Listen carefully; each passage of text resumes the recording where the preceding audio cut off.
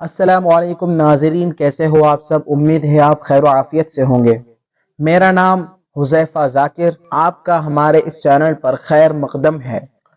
پیارے دوستو، ہمارا ملک ہندوستان، جس کو ہندی میں بھارت، عربی میں الہند، انگریزی میں انڈیا اور اردو میں ہندوستان کہا جاتا ہے۔ ہندوستان کا بھارت نام 1950 میں ہندوستان کے قوانین بنانے کے وقت رکھا گیا تھا۔ 15 اگست 1947 کو ہمارا ملک انگریزوں کے قبضے سے آزاد ہوا اور 26 جنوری 1950 کو اس کو جمہوری ہندوستان قرار دیا گیا۔ ہندوستان اپنی قدامت، جسامت، آبادی اور رقبے کے اعتبار سے بے پناہ وسعت اور تمام رنگوں کے مذاہب اور تہذیبوں اور زبانوں سے بھرا یہ ملک الحمدللہ ہزاروں سال سے آباد ہے، بلکہ یوں کہنا چاہیے کہ جب سے دنیا آباد ہے تب سے روئے زمین پر ہمارے ملک کا وجود ہے۔ آج بھی ہمارے ملک کے مختلف علاقوں میں ہزاروں سال پرانے شہر اور یہاں کے باشندوں کے مختلف تہذیب اور ثقافت کے نشانات کھنڈرات کی شکل میں موجود ہیں۔ ہمارا ملک پہلے بہت وسیع تھا، بہت چوڑا تھا، اور اس میں ہمارے پڑوسی ممالک برما، بنگلہ دیش، پاکستان وغیرہ شامل تھے۔ اسی طرح افغانستان کا کچھ حصہ اس میں مختلف زمانوں میں شامل رہا ہے۔ اسی وسعت کی وجہ سے اس کو بر صغیر کہا جاتا تھا۔ ہندوستان کے سیاسی اور جمہوری اصطلاح کا ثبوت تاریخ کی پچھلی کتابوں میں ان سب ممالک پر ہوتا تھا۔ سکندر اعظم کے ہندوستان پر حملہ کرنے کے بعد یہاں موریہ خاندان کے بادشاہ چندر گپت موریہ نے جو حکومت قائم کی وہ شمال میں افغانستان سے، جنوب میں کرناٹک اور مشرق میں بنگال سے مغرب میں گجرات تک پھیلی ہوئی تھی۔ اس وقت بر صغیر کی اصطلاح ہندوستان، پاکستان اور بنگلہ دیش کے لیے استعمال ہوتی ہے، یعنی بر صغیر ان تینوں کو ملا کر کہا جاتا ہے۔ 1937 عیسوی میں برما اور 1947 میں پاکستان نئے ملک کی حیثیت سے ہندوستان سے الگ ہو گئے۔ 1971 میں پاکستان بھی تقسیم ہوا اور بنگلہ دیش وجود میں آیا۔ 1947 میں ملک کی آزادی کے باوجود ہمارے دو صوبے گوا اور پانڈیچیری، ان دونوں پر پرتگالیوں اور فرانسیسیوں کا قبضہ تھا، لیکن 1961 میں ان دونوں کو آزاد کر کے ہندوستان میں دوبارہ شامل کر لیا گیا۔ اس وقت ہندوستان پوری دنیا میں چوڑائی اور لمبائی کے اعتبار سے 7ویں نمبر پر ہے۔ اس کے 3 طرف سمندر اور ایک طرف ہمالیہ کی وسیع و بلند چوٹیاں ہے۔ اس وقت ہندوستان کی آبادی 1 ارب 40 کروڑ سے زائد ہے۔ یہ پوری دنیا میں آبادی کے اعتبار سے دوسرے نمبر پر ہے، جس میں 6 لاکھ سے زائد دیہات اور 4000 کے قریب بڑے بڑے شہر ہیں، اور یہاں کی آبادی میں ہر 10 سال میں 25% کا اضافہ ہو رہا ہے۔ ہمارا ملک کھیتی باڑی والا ملک ہے۔ اس کے قومی آمدنی کا 50% حصہ کھیتی باڑی سے ہی حاصل ہوتا ہے۔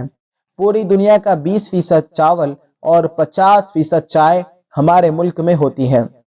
گنا، چائے اور مونگ پھلی کی پیداوار یہ پوری دنیا میں پہلے نمبر پر ہے۔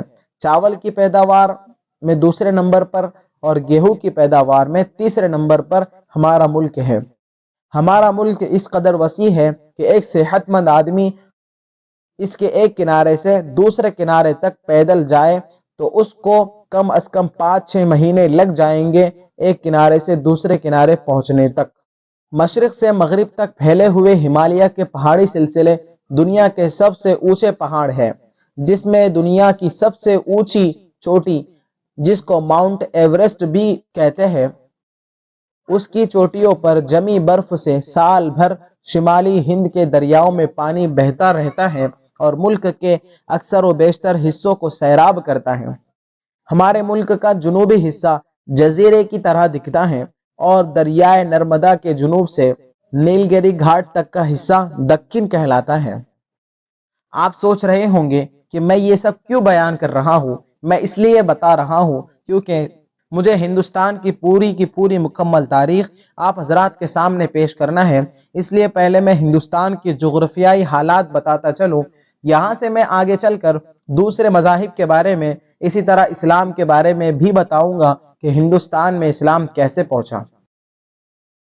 سب سے پہلے بات کرتے ہیں ہندوستان کے پرانے باشندے، یعنی کہ یہاں کے رہنے والے کون ہیں۔ دراوڑ۔ اس وقت ہندوستان میں مختلف قوم آباد ہے، جس میں برہمن، ہریجن، بدھ، جین، سکھ، مسلمان، عیسائی وغیرہ شامل ہے۔ ہندوؤں میں طبقاتی اور نسل کے اعتبار سے بہت سی تقسیم پائی جاتی ہے، جس کے مطابق وہ دراوڑ، آریہ، منگول اور گوجر یعنی کہ راجپوت جیسے قوموں کے ناموں سے پہچانے جاتے ہیں۔ لیکن ہمیں معلوم ہونا چاہیے کہ اس ملک کے اصل باشندے، اس ملک کے اصل رہنے والے دراوڑ ہے، جو شمالی ہند میں کول یا بھیل وغیرہ نام سے کہے جاتے تھے۔ یہ کالے رنگ کے چھوٹے قد کے لوگ تھے۔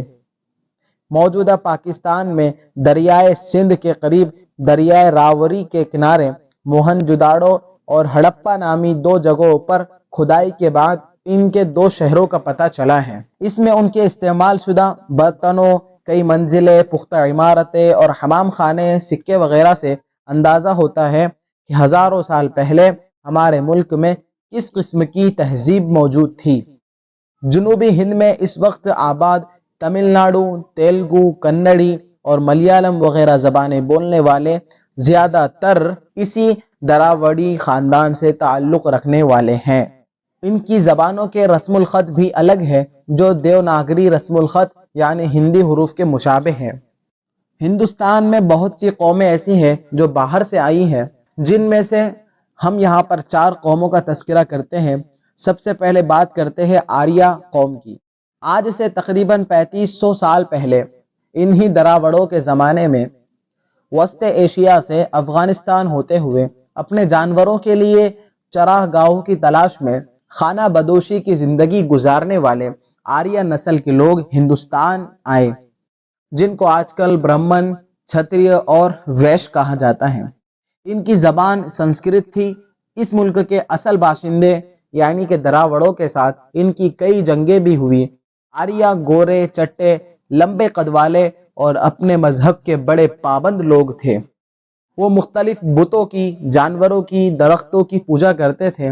یہ سب سے پہلے سندھ آئے، اس کے بعد پنجاب پر قابض ہو گئے، پھر آہستہ آہستہ پورے ہندوستان، خاص کر بہار، آسام، گجرات، ہمالیہ کی پہاڑیوں، بنگال گنگا جمنا کے آس پاس کے علاقوں اور جنوبی ہند میں پھیل گئے۔ اسی آریہ قوم میں ایک مشہور بادشاہ گزرا ہے جس کا نام راجہ بھرت تھا، جس کے نام پر ہندوستان کا نام بھارت رکھا گیا۔ اس کی سلطنت کا کیپٹل گنگا کے کنارے دہلی سے 100 کلومیٹر کے فاصلے پر شمالی جنوب میں ہستنا پور تھا۔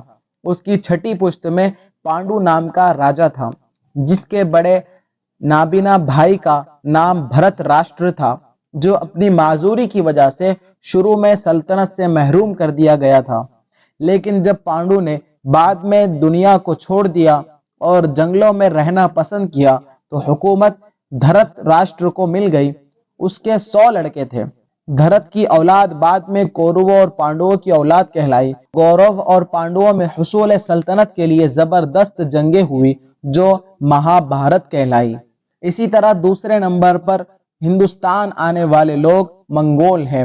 یہ منگول قوم وسط ایشیا سے یعنی ایشیا کے درمیان سے آنے والے آریوں کی طرح شمال مشرق سے منگول قوم بھی ہندوستان آئی اور بنگال، آسام، بھوٹان اور نیپال وغیرہ میں آباد ہو گئی۔ ان کا قد چھوٹا اور ناک چپٹی تھی۔ موجودہ نیپالی، بھوٹانی اور تبتی قومیں بھی انہی منگولوں سے تعلق رکھتی ہیں۔ اسی طرح راجپوت یہ بھی ہندوستان آئے ہوئے ہیں، شمالی ہند کے اس پار سے جو دیگر اقوام ہندوستان میں داخل ہو کر یہاں آباد ہوئی۔ اسی طرح ان میں راجپوت یعنی گوجر اور ہند کہلانے والی قومیں بھی شامل تھیں۔ ان لوگوں نے گزر بسر کے لیے پنجاب کو چنا، اسی طرح سندھ کو چنا اور وہیں پر اپنی حکومت قائم کر لی۔ اسی طرح ہندوستان آنے والوں میں نام آتا ہے مسلمانوں کا۔ مسلمان 7ویں صدی عیسوی میں سندھ، ملک کے ساحلی علاقوں وغیرہ میں تشریف لائے۔ عرب مسلمانوں کی بھی آمد یہیں پر شروع ہوئی۔ یہاں یہ بات یاد رکھنی چاہیے کہ بر صغیر میں اس وقت موجود مسلمانوں کی اکثریت کا نسلی تعلق یہاں کی موجودہ قدیم اقوام ہی سے ہے، جن کے خاندانوں نے مختلف بزرگان دین کے ہاتھوں اسلام قبول کیا اور وہیں سے ان کی نسل چلی جو کہ مسلمان کہلائی۔ اور ایسا نہیں ہے کہ مسلمان عربوں سے تعلق رکھتے ہیں اور عربوں سے ان کی نسل آئی ہے، بلکہ ہندوستان کے ہی جو دیگر قدیم قومیں تھیں، پرانی قومیں تھیں، ان کی ہی اولاد ہے جو کہ آج مسلمان ہے، نہ کہ عربوں کی اولاد ہے۔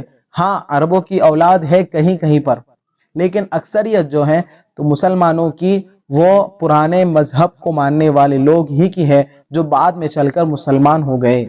آج کے لیے صرف اتنا ہی۔ اگلی ویڈیو میں ہم تذکرہ کریں گے کہ ان آنے والوں کے مذہب کیا تھے، یہ کن مذہب کو فالو کرتے تھے، ان کے عقائد کیا تھے، یہ کن کی پوجا کرتے تھے، یہ کن کی عبادتیں کرتے تھے۔ السلام علیکم ورحمۃ اللہ وبرکاتہ۔